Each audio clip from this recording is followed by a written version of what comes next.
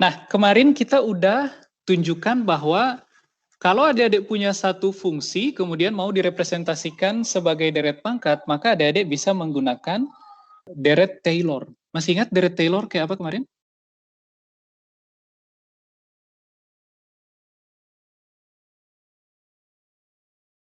Nah, saya udah kasih contoh ke adik-adik sin X kemarin.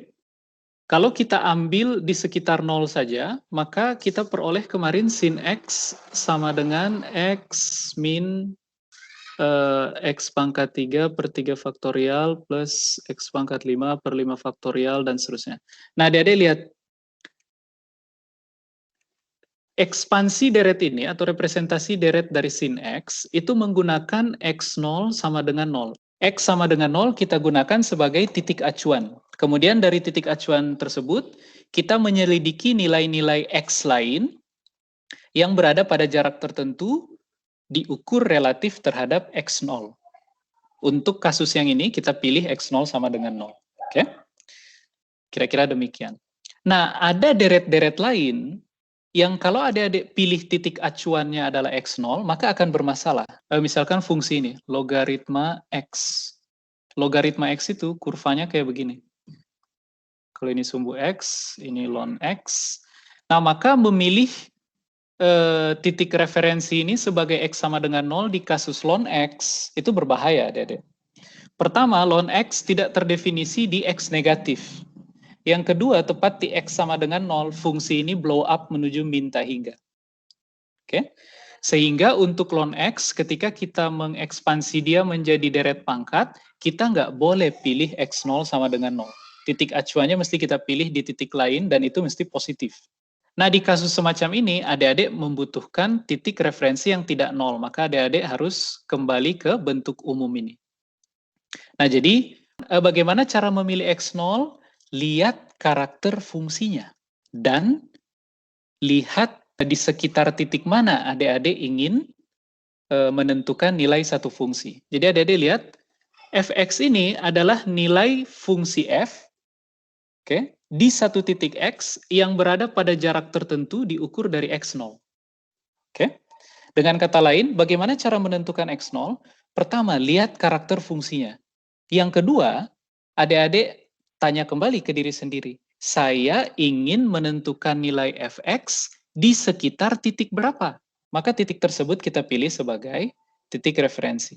Nah, untuk kasus-kasus ketika x0 bisa dipilih sama dengan 0, maka deret Taylor kita berubah menjadi seperti apa kira-kira?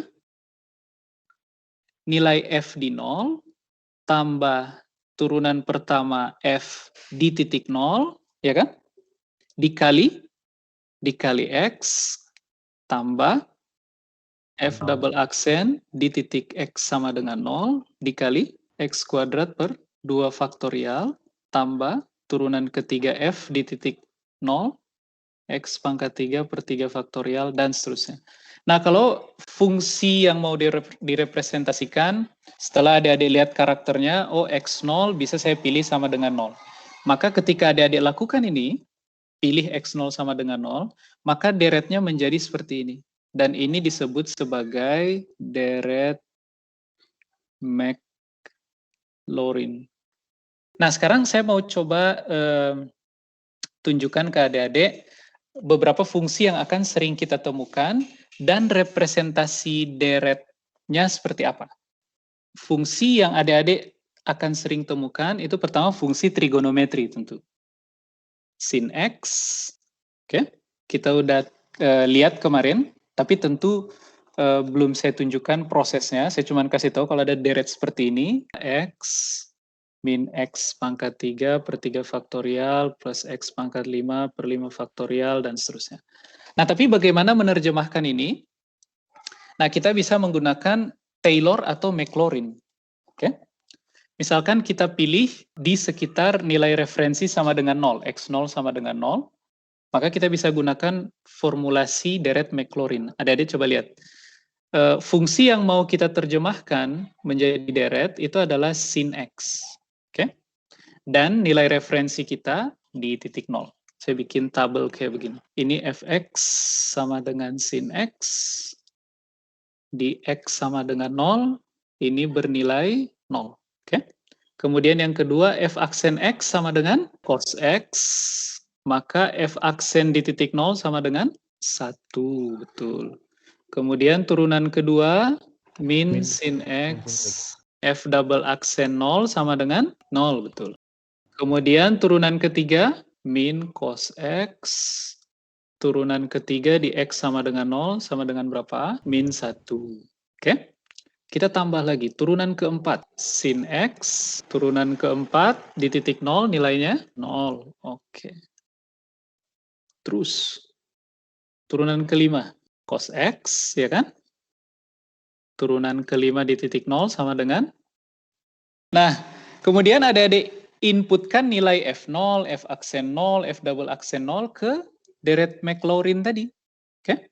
Maka adik-adik akan peroleh, kalau begitu, Fx dalam hal ini adalah sin X sama dengan apa? F0 sama dengan 0. Plus F aksen 0 kali X dapat apa? X, betul. Kemudian yang berikutnya, F double aksen 0 kali X kuadrat per 2 faktorial, dapat 0. Kemudian yang berikutnya, turunan ketiga di titik 0 kali X pangkat 3 per 3 faktorial. Kita peroleh apa? Minus X pangkat 3 per 3 faktorial. Berikutnya, 0 lagi, oke. Berikutnya, plus X pangkat 5 per 5 faktorial, dan seterusnya. Oke? Adik-adik bisa tebak setelah X pangkat 5 per 5 faktorial, 0 lagi, kemudian suku tidak 0 tapi negatif. Oke? Jadi kalau kita tulis, sin X itu bisa kita representasikan menggunakan deret pangkat, yaitu X min X pangkat 3 per 3 faktorial plus X pangkat 5 per 5 faktorial, dan seterusnya. Tapi dengan titik acuan sama dengan 0. Jadi adik-adik menyelidiki nilai-nilai sin di sekitar titik acuan, yaitu 0. Nah, bagaimana mengecek wilayah konvergensi dari deret ini? Setelah kita dapat ini, kita mau cari tahu di X berapa saja saya boleh pakai representasi ini. Ya kan? Maka yang kita lakukan adalah kita cari apa pola dari deret ini yang kita gunakan untuk merepresentasikan sin X. Saya bisa tulis dia sebagai sigma K sama dengan 0 sampai tak hingga dari, lihat, tandanya berganti, plus negatif, dan seterusnya. Ya kan? Berarti saya perlu min 1 pangkat K. Benar nggak? Jadi kalau K sama dengan 0, min 1 pangkat 0 jadi positif 1. Ya kan? Setiap K ganjil, dia mesti negatif. Setiap K genap, dia mesti positif. Oke? Nah, kemudian adik-adik coba lihat. X, harus ada X. Kemudian adik-adik lihat pangkatnya X. Pangkatnya X itu selalu bilangan ganjil. Pangkat 1, 3, 5, 7, dan seterusnya. Nah, kita K-nya start dari 0. 0, 1, 2, 3, 4, dan seterusnya. Kira-kira X mesti pangkat apa? Supaya kalau adik-adik substitusi K sama dengan 0, kita dapat X pangkat 1. 2K plus 1, betul. Dibagi dengan. Nah, tentu adik-adik, cara penulisan notasi sigma ini bisa beragam. Ada juga yang di beberapa buku, mereka nggak start dari 0 K-nya, tapi start dari 1. Kalau start dari 1, maka seperti apa kira-kira polanya dalam bentuk notasi sigma? Ini jadi min 1 pangkat berapa? K plus 1, oke. X pangkat 2K min 1. 2K min 1 dibagi 2K min 1 faktorial. Oke? Jadi adik-adik bisa pakai yang manapun, yang penting ketika dibongkar kembali suku per suku, adik-adik dapatkan deret yang adik-adik mau. Oke, nah kita coba cek di X sama dengan berapa saja, deret ini boleh kita pakai. Ingat kemarin, untuk merepresentasikan satu fungsi, maka deret tersebut mesti berada di dalam wilayah konvergensinya, supaya terjamin dia konvergensi uniform.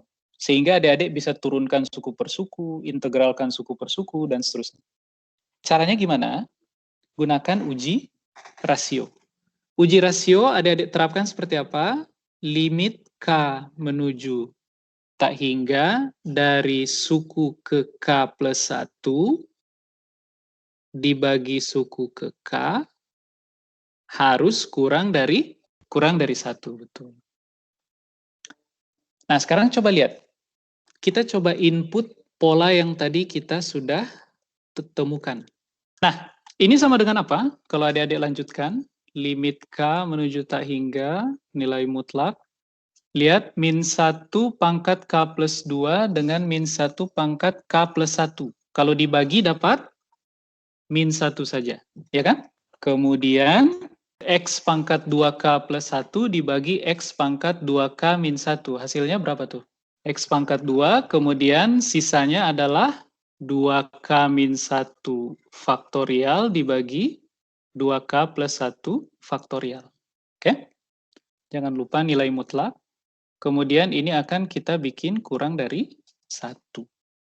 Nah, sekarang adik-adik lihat, min 1 dan X kuadrat bisa kita keluarkan dari limit, tapi jangan lupa ada nilai mutlaknya. Jadi, min 1 nilai mutlak, X kuadrat nilai mutlak, kemudian limit K menuju tak hingga dari 2K min 1 per 2K plus 1. Kurang dari 1. Maka kita peroleh nilai mutlak X kuadrat kurang dari limit K menuju tak hingga dari 2K plus 1 faktorial dibagi 2K min 1 faktorial. Limit K menuju tak hingga dari 2K plus 1 faktorial dibagi 2K min 1 faktorial. Menuju berapa kira-kira? Tak hingga. Sehingga adik-adik bisa tulis nilai mutlak dari X juga mesti kurang dari tak hingga. Artinya apa adik-adik? Berarti ekspresi deret pangkat kita itu bisa adik-adik pakai untuk nilai X berapa saja. Nah, itu yang pertama, sin X. Adik-adik simpan baik-baik di dalam memori karena deret ini akan sering adik-adik pakai. Nah, yang berikutnya adalah cos X. Kita bikin katalog cos X. Kira-kira akan direpresentasikan sebagai deret seperti apa dia? Sin X tadi kita udah peroleh X min X pangkat 3 per 3 faktorial plus X pangkat 5 per 5 faktorial dan seterusnya. Kalau cos X seperti apa? Adik-adik lakukan lagi prosedur yang ini. Tapi fx-nya ganti dengan cos X. Maka kira-kira adik-adik akan dapat apa? Suku pertamanya apa? Atau adik-adik gunakan sifat konvergensi uniform yang kemarin. Asal masih di dalam rentang mana tadi? X menuju X lebih besar dari min tak hingga kurang dari tak hingga, maka deret untuk sin X itu pasti konvergen uniform. Jadi untuk mendapatkan cos turunkan saja deret untuk sin X suku per suku. Maka adik-adik akan dapat apa? 1 kurang X kuadrat per 2 faktorial plus X pangkat 4 per 4 faktorial dan seterusnya. Kalau saya coba lihat polanya harusnya ini sigma K dari 0 sampai tak hingga min 1 pangkat K, ya kan? X pangkat 2K per 2K faktorial. Oke. Nah, adik-adik bisa tunjukkan bahwa wilayah konvergensinya sama dengan sin X, yaitu X lebih dari min tak hingga kurang dari tak hingga. Nah, kemudian satu lagi logaritma, fungsi logaritma.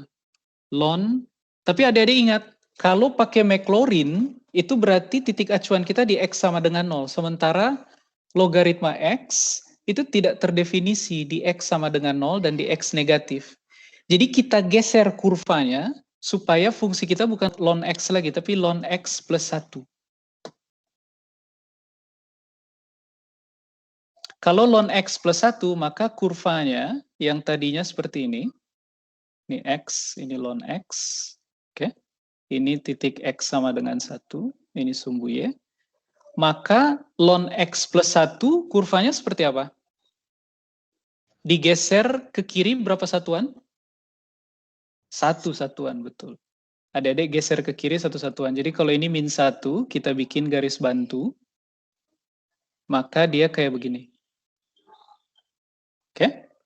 Ini ln X plus 1. Nah, sekarang dia terdefinisi di X sama dengan 0. Oke? Nah, ln X plus 1 itu sama dengan X min X kuadrat per 2 plus X pangkat 3 per 3 min X pangkat 4 per 4 dan seterusnya. Sigma dari K sama dengan 1 sampai tak hingga min 1 pangkat K plus 1 X pangkat K per K. Dan adik-adik coba tunjukkan dengan uji rasio tadi bahwa deret ini cuma valid di dalam rentang X lebih dari min 1 kurang dari sama dengan 1. Oke? Saya tinggalkan buat adik-adik coba sendiri. Kemudian yang terakhir yang sering kita temukan juga, yang sering kita gunakan itu adalah fungsi binomial. Fungsi binomial itu bentuknya kayak begini, 1 plus X pangkat P. Nah ini kalau adik-adik ekspansi, dia sama dengan 1 plus PX plus P min 1 X kuadrat per 2 faktorial plus P min 1 P min 2 X pangkat 3 per 3 faktorial dan seterusnya. Kemudian adik-adik bisa tunjukkan bahwa deret ini hanya konvergen dan valid untuk digunakan merepresentasikan fungsi binomial pada rentang X lebih dari min 1 kurang dari 1.